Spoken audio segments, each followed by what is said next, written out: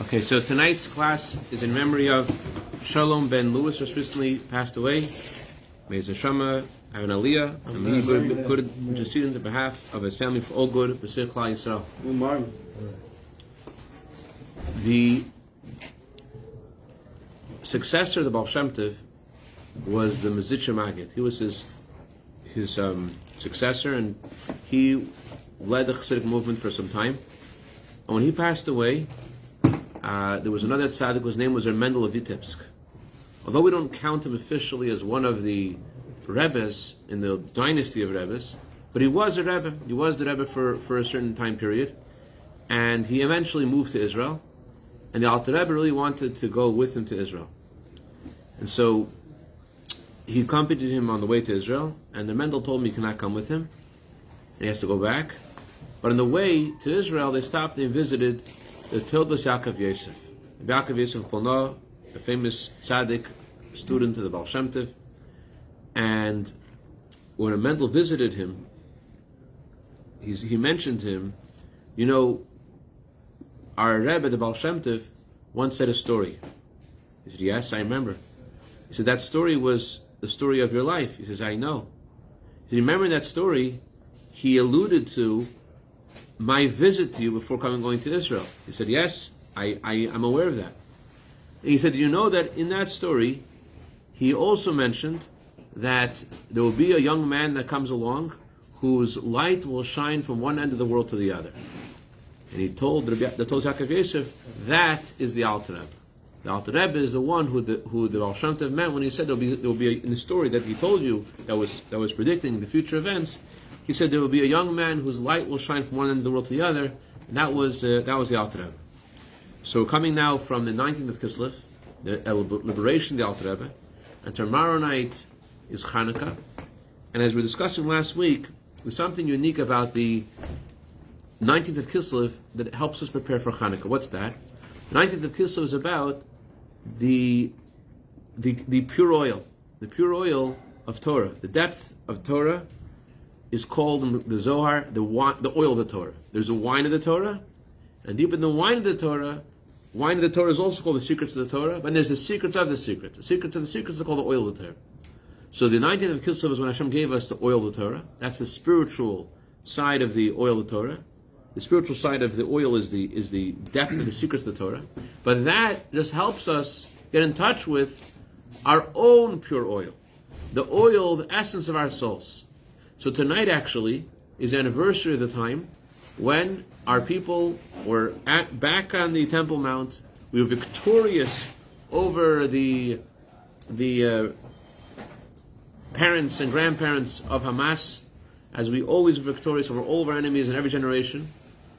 And after our victory, on the 24th of Kislev, or according to others, on the 23rd of Kislev, we come to the Temple Mount, and we discover the temple is defiled. And not only is the temple defiled, the menorah is defiled. Not only is the menorah defiled, the oil is defiled. So at this point, when the oil is defiled, what would you do? You need to light the menorah. What would you do? So what you naturally would do is it's kosher to use non-pure oil. But what happened was instead that everyone kept on looking. And that was a miracle. They kept on looking. And the question I want to ask tonight is why they keep on looking. The fact they found the pure oil, Hashem helped them find the pure oil. What I want to understand is why did they keep on looking for the oil after they saw there's no oil left, and the Greeks that we discussed last week, why they contaminated the oil and broke the oil, whatever, but they clearly didn't want it to be pure oil, and they deliberately made all the oil impure. So the question is, why did they keep on looking? And if we'll know why they kept on looking, we'll also know how we can discover our own pure oil in ourselves tonight. Because tonight we're supposed to do that. Tonight's the anniversary when they found the pure oil, to find the pure oil in ourselves, in our souls.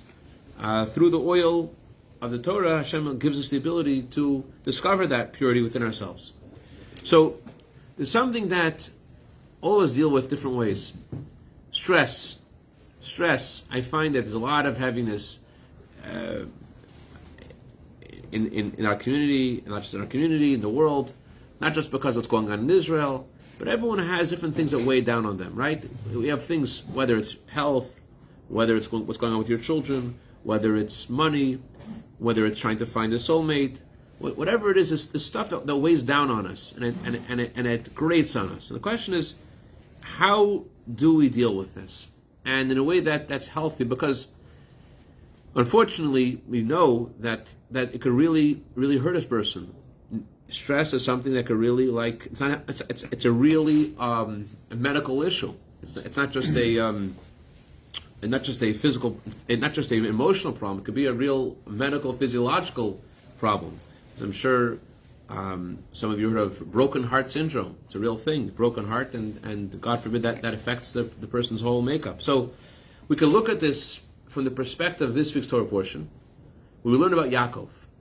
Yaakov, this week's Torah portion, what's the title of this week's Torah portion? Vayesha. What's Vayesha mean? To live in tranquility. So Yaakov's life was anything but tranquil. The moment that before he was born, not just the moment he was born, the moment before he was born, already his older brother Esav is already wrestling with him in the womb. And then when he's born, his older brother hates him and attacks him, and not only does he hate him and attack him, but after Yaakov gets the blessings, Esav tries to kill him.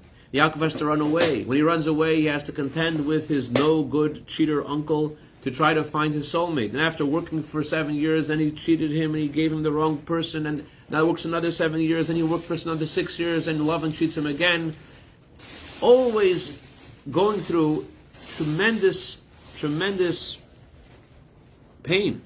And then after all that, he goes to Shechem. What happens? His daughter Dinah is abducted. She's abducted and held captive. And then his son, Yehuda, in this week's Torah portion, he has 2 sons, and Yaakov's grandchildren die. He loses 2 grandchildren. So his life is anything but tranquil, and that's just some of the things that happened to him. So this week's Torah portion, the Talmud says something, and if you read it on the surface, it makes you scratch your head. I did when I read it, and I totally see how the oil of Torah explains it.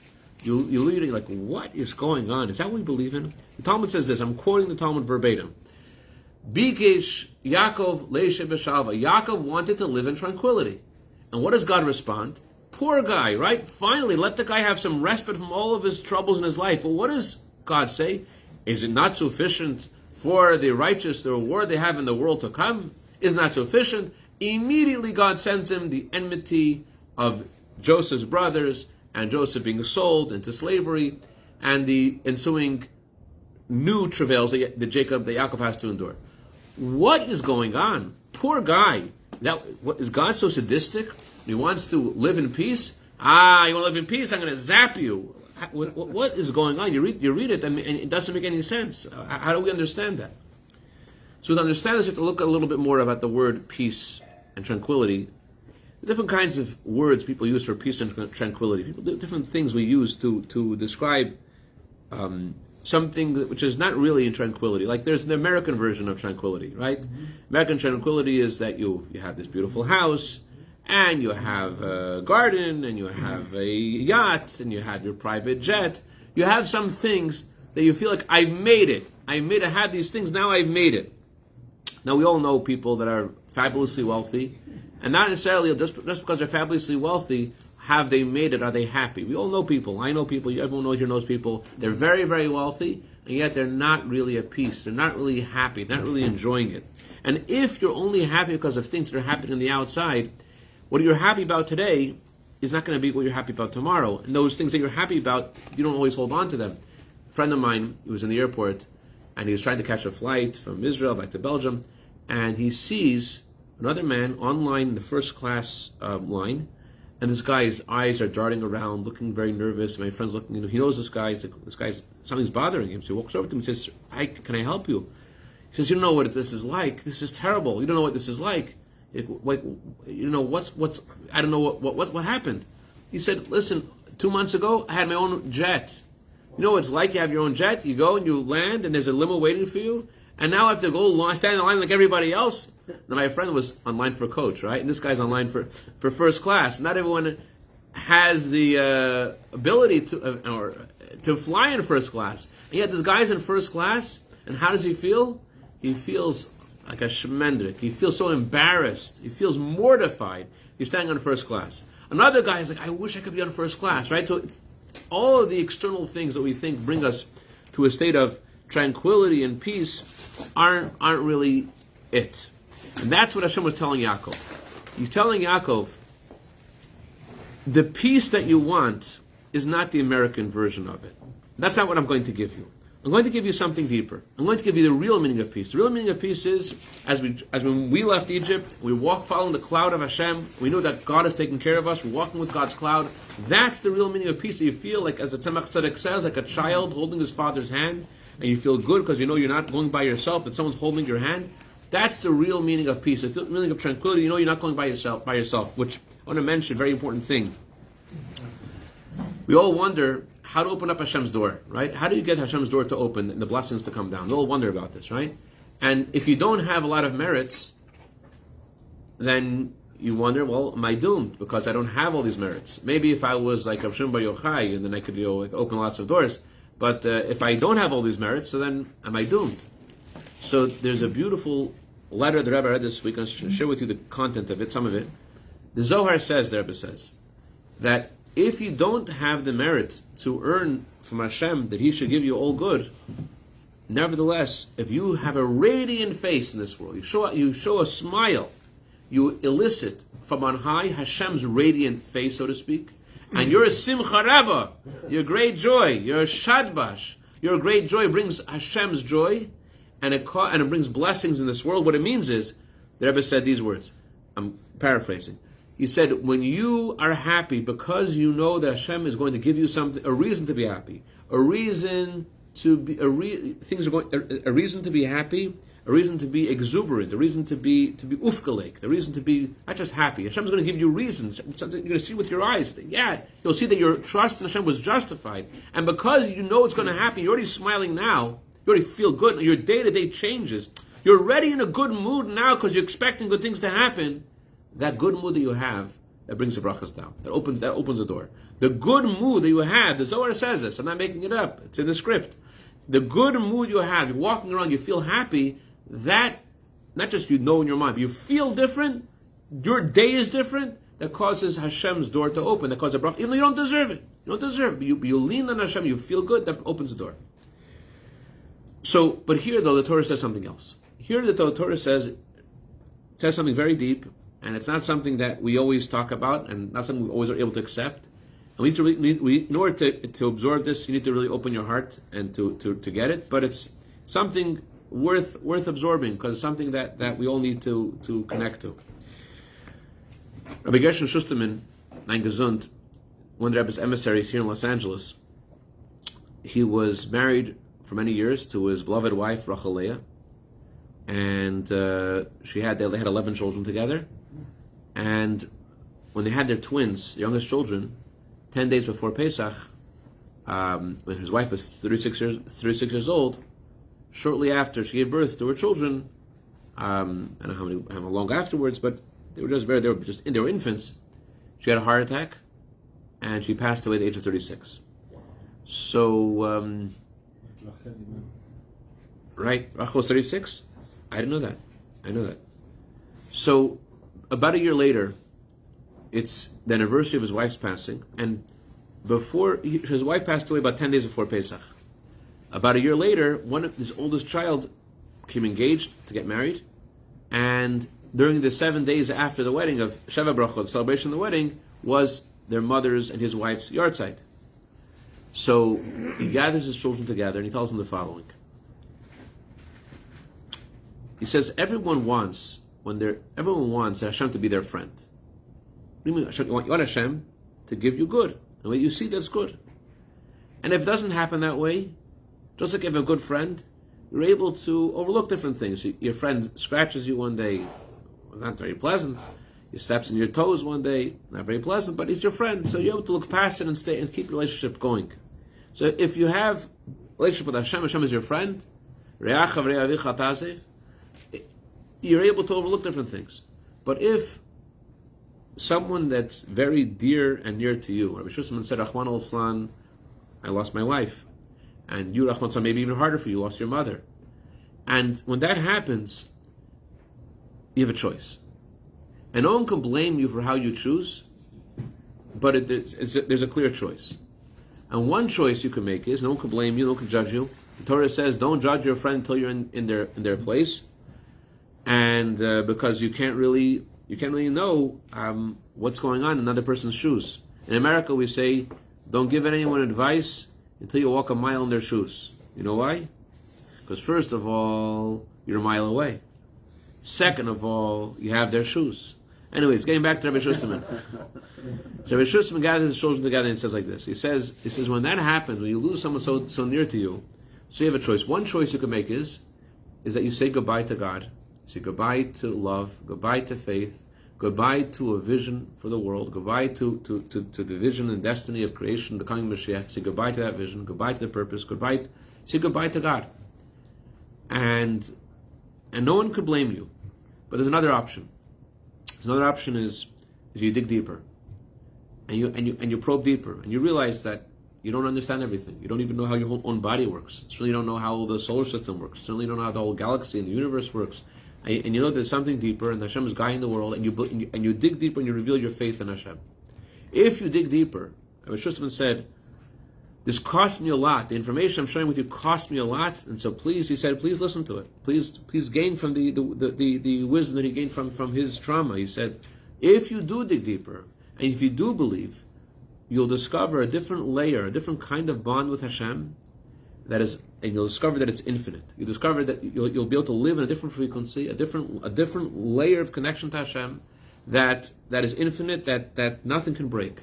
If you are going to choose to dig deeper, you'll discover that there's something eternal, something infinite, something reliable, infinitely reliable, something in relationship to Hashem. You'll discover, in the language that we're discussing tonight, you'll discover your crucive oil. You'll discover the purity and majesty of your neshama. This is what Hashem was telling Yaakov. Hashem was telling Yaakov, you don't want to have just the regular American peace. I want to give you the real peace. The real peace is where you live with Hashem, that you rely on Hashem, that you feel Hashem holding your hand. Yaakov could only get there by having the challenge of Yosef. Yaakov, after he experienced the trauma and the tragedy of Yosef's abduction, Yaakov, on his level, had to dig deeper. And because he dug deeper, he lived in a different kind of peace. As the Torah says, in Vayichi, Yaakov comes to Egypt, he has the best years of his life, with all of his children getting along with each other. And Yosef is the king of Egypt, and not just king of Egypt, second in command to Egypt, and ruling over the whole world. Yosef reached that, and Yaakov reached that. How did Yaakov reach that? Yaakov reached it by digging deeper. And this is the meaning of... What did he do to dig deeper? It seems like he didn't, because he was sad during those 22 years, and so the Ruach HaKodesh left him. And no, what you're saying is right, but what did he do? Because apparently on the surface... he was broken. Like, yeah. So again, not to contradict... I get you hear the question. Good question. Very good question. You asked a deep question. You ready to say l'chaim to get to the deep answer? Okay. The truth is, I want to give a before we go to the answer, I want to give a disclaimer. Disclaimer is Hashem is a genius, and He doesn't have to do anything in a hard way. He do things in a good and pleasant way. However, when Hashem told Moshe Rabbeinu that Moshe Rabbeinu asked, "I want to see Hashem. I want to see you," Hashem said, "You can't see my face. You can see my back." And the Chassidic masters explained, Moshe was asking Hashem, why does tragedy happen? And Hashem said to him, you can't see in my face, you can see the back, which also means when you're looking at things in the present, you can't understand it. When you look back into it, hindsight is 20/20 vision. When you look back from the future and you see how things worked out, then you could explain, you could talk about why tragedy happened. Like after Mashiach comes, we could say, thank you Hashem for October 7th. Thank you Hashem, Rahman al-Tzan, I want to say it, but we can't say it now. But, okay, so here's the answer. When Yosef was abducted, it's true that Yaakov was broken. The Evan Ezra says if someone doesn't cry when they lose Rahman al-Tzan, their brother, they're a cruel person. There's pain. There's pain, no question about it. However, the Torah says that Yaakov saw there was shever in Egypt. What's shever? On the surface, there was food in Egypt. The world had a hunger, and Yaakov saw there's food. There's a way to survive. There's food there. But the Torah uses an unusual word for food. What's the word the Torah uses? Shever. What does shever mean? So the Midrash says... Broken. Oh! Yeah. Shever has two meanings. Shever means broken. What's the other meaning of shever? That's okay. That's another farbrengen. Huh? Fraction? No, another meaning. Another meaning. We say this in our prayers every single day. Ashresh El Yaakov Ezrei Sivro Al Hashem Elokov. What's Sivro mean? With our hope. Our hope is in Hashem. Sivro Al Hashem Elokov.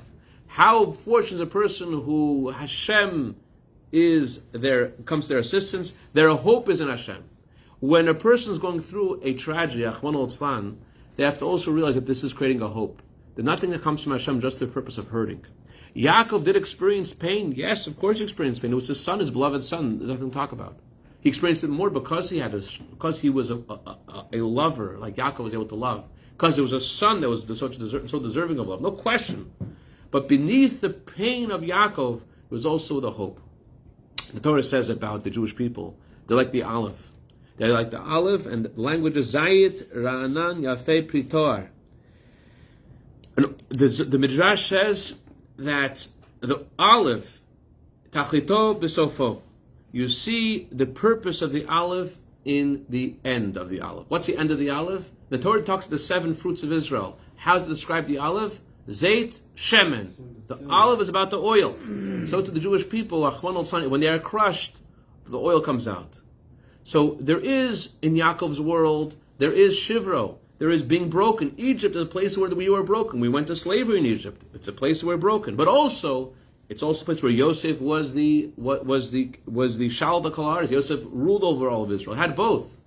And that is what Yaakov was able to reach. He was able to realize, even while things were going on, that the Yeshev of Mitzrayim, that Hashem didn't leave him. Hashem holding on to his hand. Even when he lost his divine inspiration, he still didn't lose his connection to Hashem. Despite that, he knew that this was happening for a reason, as we discussed many times about Esther. When Esther went into the palace of Achashverosh, she passed through the church of Achashverosh, and she lost her divine inspiration. And she said, Hashem, she had divine inspiration. She was a prophetess. But when she walked into the church, she lost her divine inspiration. What did she say to Hashem? She said, Keli, lama zatani, Hashem, why have you left me? But the Chassidic masters explained she had a deeper question. Lemazav Tony, what purpose have you left me? I know you've left me, but I know that itself that you've left me isn't real. You haven't really left me. It seems like you left me, and you put me in the dark because there's something else you want to accomplish. And that's what Hashem did for Yaakov. By Hashem letting go, Rachman, it seemed like, of Yaakov and sending him all this trouble with Yosef, he brought Yaakov to have the real shalva, the real peace that he eventually merited to witness in Egypt. So we're coming to Hanukkah. I just want to share with you a story. Can I just summarize the answer that you gave? So you're saying that with how Yaakov passed the test, you were saying, like, if I understand it, that maybe if a regular person, after having fought with Esau and dealt with Lavan for 22 years and had his daughter raped, it would be expected for him to break down and, like you were saying, give up God and forget God. So to feel very lonely, to feel I'm alone. It's a world of jungle and there's no one watching me. So even though he didn't achieve the optimal level of maintaining his happiness to maintain Ruach HaKodesh during those 22 years, even though he didn't do it optimally, because he stayed strong in his faith after so many troubles and hardships, that is quite an accomplishment that nobody can. I don't want to say the word optimal because it means he should have done something better. You know, when Avram brought his son to the Akedah, it's the Torah says he was very happy. He also was crying. So it's not a criticism of Yaakov that no, he lost Ruach HaKodesh? No, it's not a criticism. Okay. Not a criticism. No, that's what he was meant to do. He was meant to lose his Ruach HaKodesh and still be connected, despite that loss of Ruach HaKodesh. I had a misunderstanding. It's both feelings. Both feelings are real. Okay. Both feelings. It's the real pain, but at the same time to know that there's a purpose. I'm not really being left alone. There was a rabbi in Mexico, his name Rabbi Avram Mordechai Hirschberg, and when the American embassy was taken hostage in Iran in 1979, so he was invited to join to visit the hostages, and the hostages were taken. I don't know what time of year it was. It was in the summertime, right? In the summer. 444 days. 440 days. 444 days. They were hostage. So Rabbi Hirschberg, he was invited to go like a summertime to Iran to visit the hostages, and the Rebbe said to him, it's important to take with you a menorah and light the menorah for Hanukkah. Like, what a menorah? And he's about to go on the plane the next 2 days. He's supposed to go, and then he gets a message from the embassy. It's been changed. It's been canceled. You can't go now. The Iranians changed their mind. He ended up coming. Taka, as Rebbe said, for Hanukkah. There was a Jewish hostage among all the hostages, and he lit the menorah with them. Before he went in, they body searched him. You can't bring anything. But they said they let them in around the non-Jewish holiday, and the non-Jewish holiday happened to fall out that year at the same time as the Jewish holiday, a Havdil, and so he was able to light the menorah there.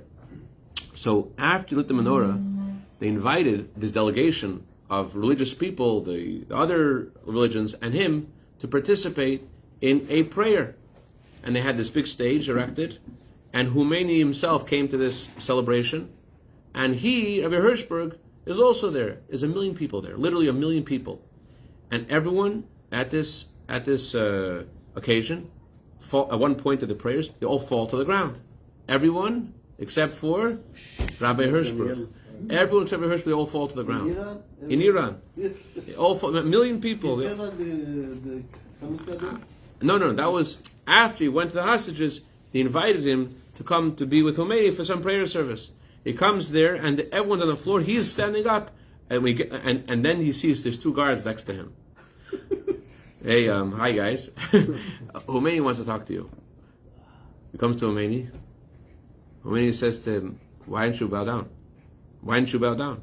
He said, I'm Jewish, and I don't know why everyone's bowing. So I do my religion, I understand my religion, that's something I'm familiar with, I know what this is about.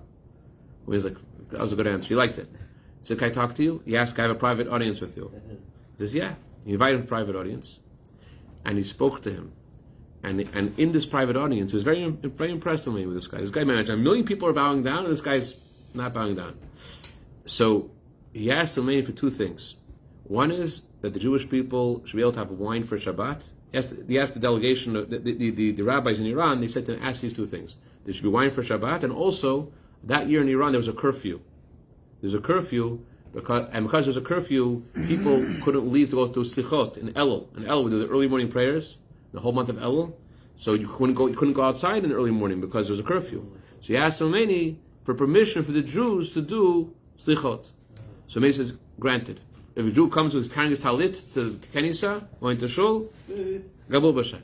Let him. So the point is that we need the night before Hanukkah, night when Hashem allowed us to find the cruse of oil. Then Hashem allows each of us to dig deeper and to find the cruse of oil in ourselves. The emunah, the pure emunah that we all have inside of us, the emunah in the coming of Mashiach, the emunah that we're going to see tonight, the building the Bais Hamikdash, the Aron HaKoyin, it's going to happen. And every day, just like we light the menorah, we add every day another candle. Hashem allows us the ability to go higher, every single day to go higher. I just want to tell you one more story, let you guys go. There was a girl who she passed the Regents in New York. New York, the highest exam in New York is called Regents. She passed Regents, and she wanted to go to a prestigious college. She spoke to her parents, and her parents wanted her to go to a seminary to learn how to be a teacher. She's like, I don't want to be a teacher. I want to be, something more fun than that. And her parents put pressure on her. She eventually wrote a letter to the Rebbe. She wrote a letter to the Rebbe, and she wrote a long letter asking the Rebbe to, understand her. She said she was willing to go to a seminary, but the seminary she was willing to go to was a Tagriban seminary. It wasn't so religious. It was like Invar, Unvar, Payin Ba'ala. It was not so kosher. It was a Tagriban kosher seminary. Almost kosher. So the Rebbe didn't answer her. The Rebbe held on to her letter for months. For weeks and months, the Rebbe didn't answer her. A little bit before Hanukkah, the Rebbe answered her letter, and the Rebbe said to her, we're now approaching Hanukkah. Hanukkah teaches us every night you have to add a candle. So the Rebbe said to her, to choose a place, it's going to lift you up. Choose a place that will make you reach a higher level. You have to choose, and she chose to go to Beit Rivka, which is a very good seminary, and that changed her whole life. She made a choice to go to a higher place. So we're approaching Hanukkah, tonight's night to find the cruse of oil. Let's choose to go to a good place, bring ourselves to a good environment like tonight. We're coming to farbrengen, to learn torah together. Got to keep the momentum going. Why should you go to Seminary. Seminary is a college to teach Torah. I don't hear very well. My mother passed away just after Hanukkah. When's your yard site? 46 years ago. She was Wow. 31. Wow. Because, And any questions or comments on the But the Hanukkah story happened with the miraculous victory of the war. So, any connection to the current war? I know it's a difficult. The miracles happen. Yom Mehem is Manazeh. In those days at this time, there's a renewal of the miracles at this time. There's a renewal of these miracles. Of course, we say in the prayers, "By Yom Mehem is Manazeh." This is the time for we won the war then. The Hashem shall us win the war tonight. We have complete victory. Chaim, chaim, v'rocha.